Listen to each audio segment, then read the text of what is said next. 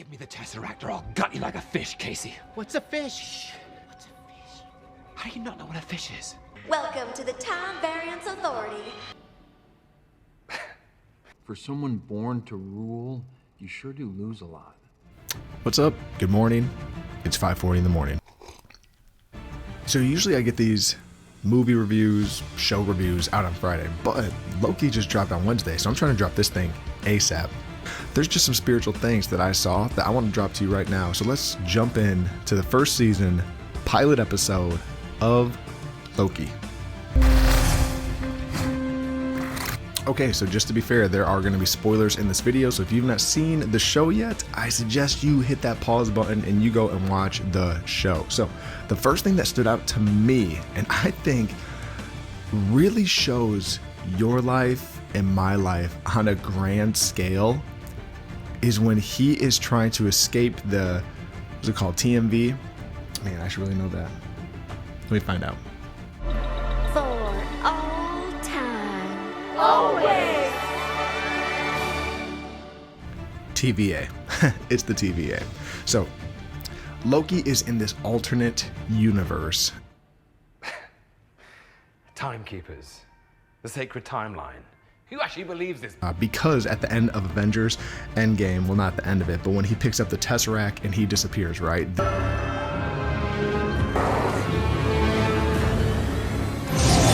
This is right where the show picks up.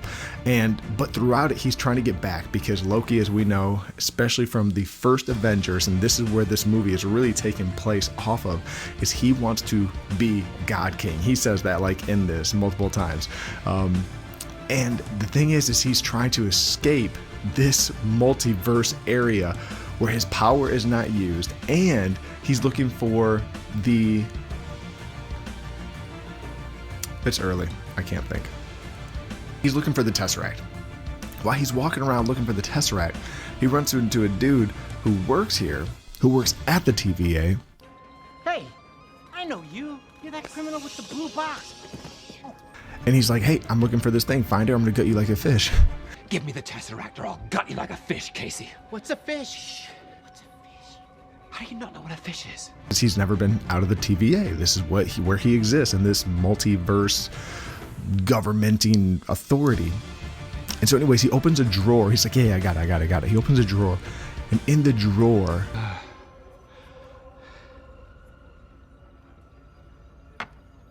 What? Infinity Stones? sits the Infinity Stones, like different ones from different universes. How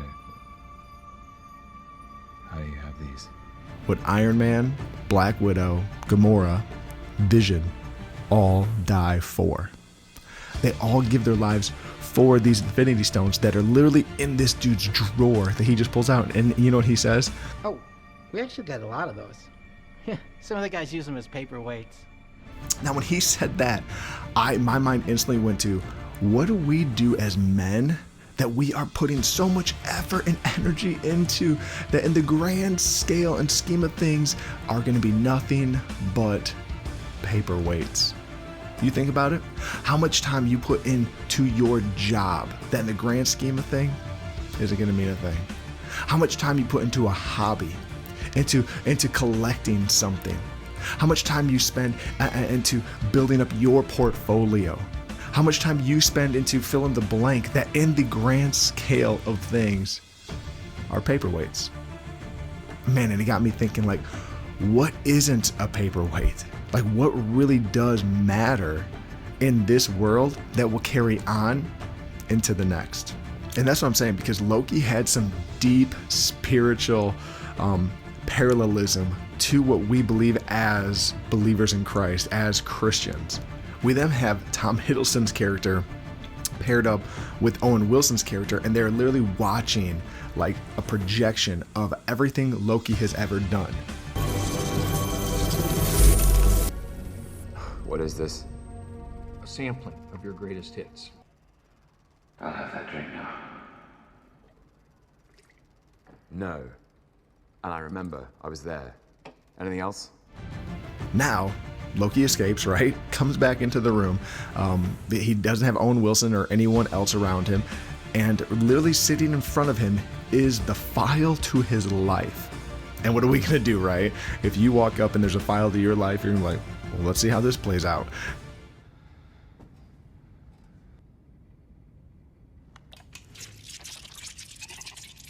And that's what he does. He hits play. And I mean, it was impactful seeing how much it meant when he realized that it was because of him sending a dark elf down this path, down this hallway, that killed his mother.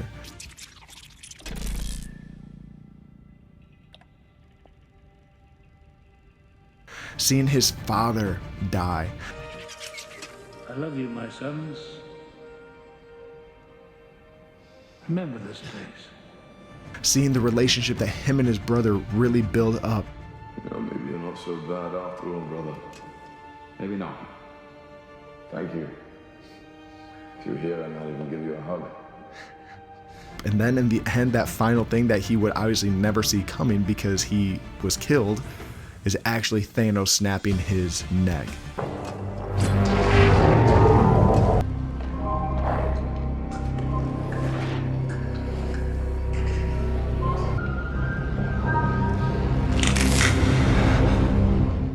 Like, as I was watching that, I was thinking, put in perspective, what if you and I could have a file on our computer right now, on your phone right now, on YouTube right now, that is your life, and you watched it.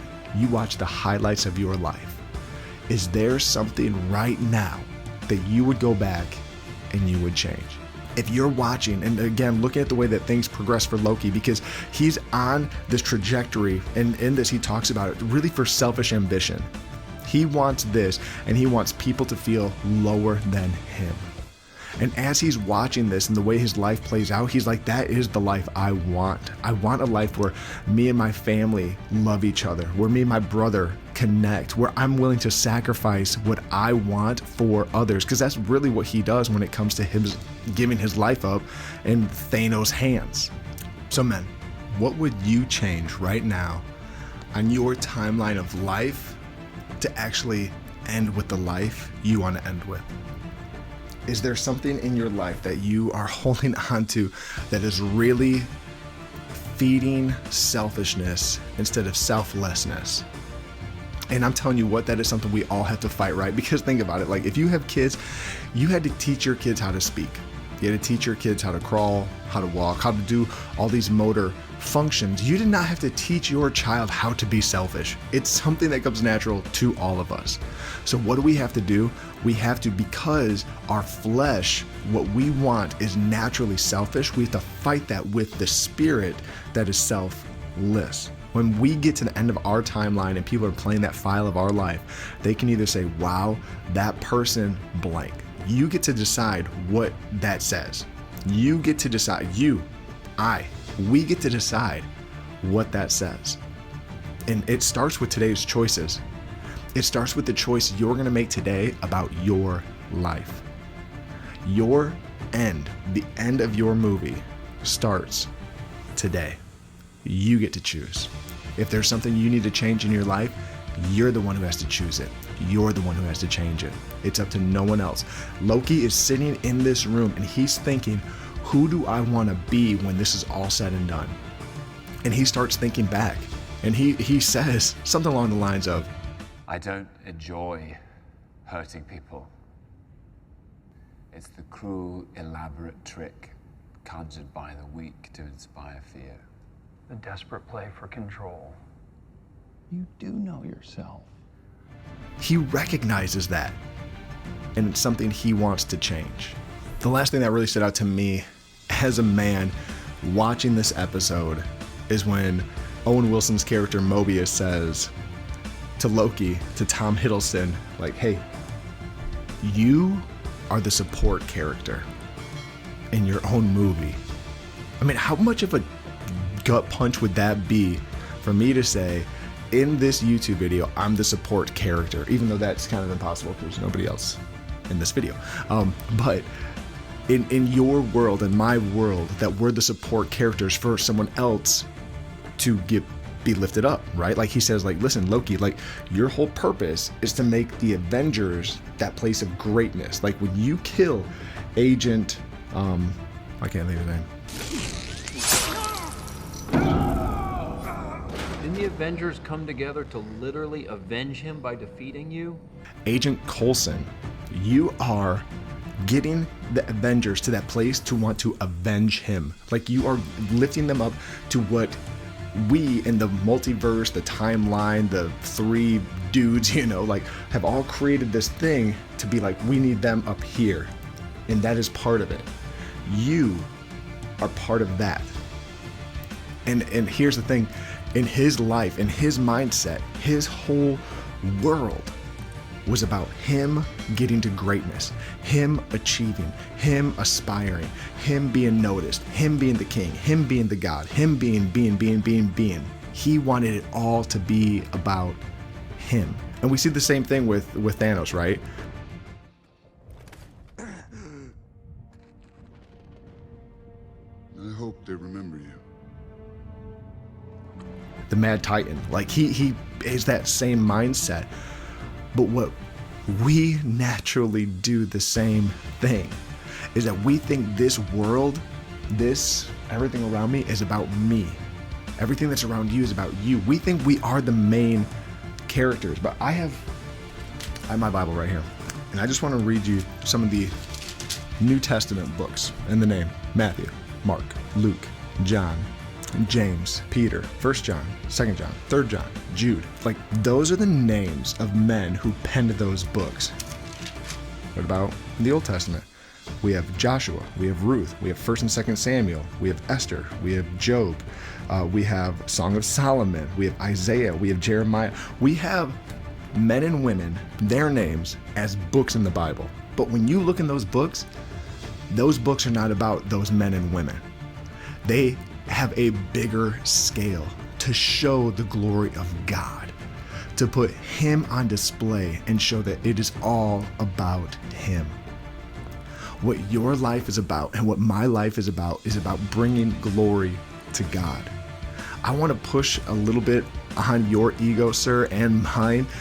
Our role is very much like Loki's. We are a supporting character. We are not the headline star. You and I, we are supporting characters. But the way that the world paints this, and we've done this with like our children, is that they are a snowflake, that they are a raindrop or a rainbow, that none of them are the same or anything like that. And we build ourselves up so much, which we do. We need to be encouraged. We need to build ourselves up because we do have purpose in this life. But our purpose isn't for us to be noticed as that beautiful rainbow. It's to point to the creator of the rainbow. The purpose of our life is not to be noticed as that snowflake, that individual snowflake, but when a lot of snowflakes come together and how powerful they can be. Like, I just watched Planet of the Apes, War for the Planet of the Apes. I love that movie. And at the very end, there is a huge avalanche.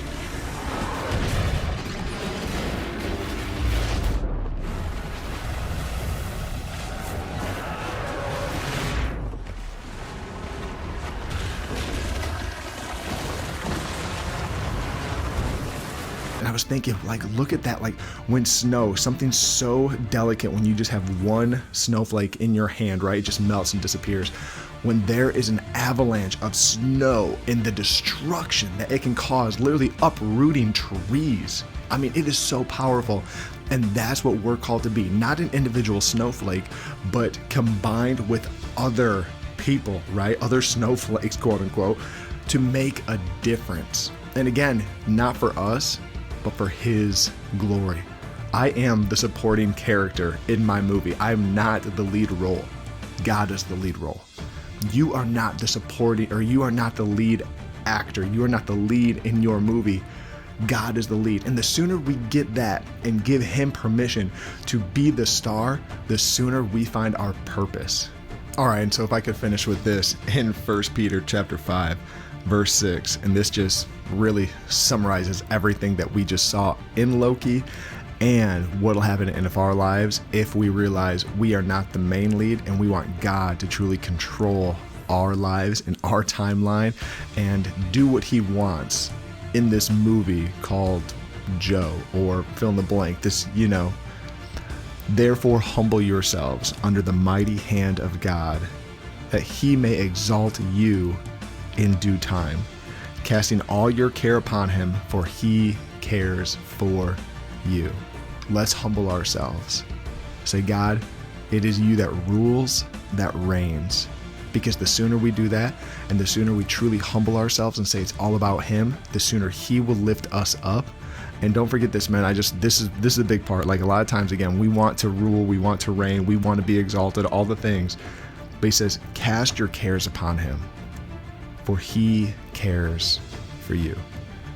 Sir, I just want you to know that there might be some weight that you're carrying today that you're thinking, well, I have to try to earn these infinity stones, quote unquote. Listen, I know how my life is going. I see the file, and I'm going to keep it going this way. I am the main character, whatever it is, because if I'm not the main character, this falls, this crashes, this relationship. A lot of times we put so much weight on ourselves, and God says, listen, don't put the weight on yourself, put it on him. Cast your cares upon him, because he cares for you. Hey, thanks for joining me on Pick a Fight YouTube channel. I literally have said this 100 times. I'm exhausted. It is now 6 in the morning. I've been doing this for 40 minutes now. 6:09. But in case you did not know, we always want to pick the right fight as men. And so those fights are fighting for leadership, our spirituality, our relationships, and fighting against lust. And then I'm always posting videos about movies and about shows and pulling out those spiritual elements that we can apply to our lives. So if you're into that, go ahead, click subscribe, and then bing, hit that notification bell so you're getting these videos as soon as I put them out. See you next time, right here, Pick a Fight.